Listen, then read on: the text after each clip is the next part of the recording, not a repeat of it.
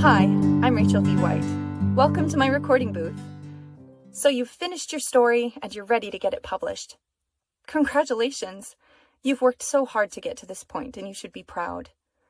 There's a large amount of research required to get your book into the hands of the masses, but not all of your preparation should be directed toward print and ebook formats.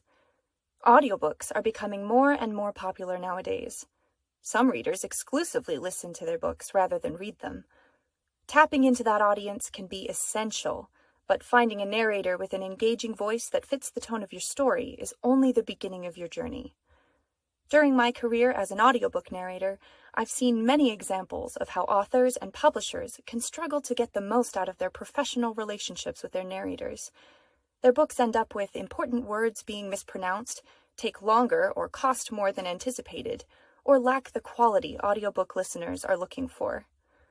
In my class, What to Expect When You're Expecting an Audiobook, I'll teach you how you can avoid these pitfalls by going over pricing calculations, what to listen for in an audition, your involvement in the production process, and more. Come watch this course, and by the end you will have the tools you need to create clearer communication with your narrator and to publish an audiobook with fewer mistakes, making your project the best it can be.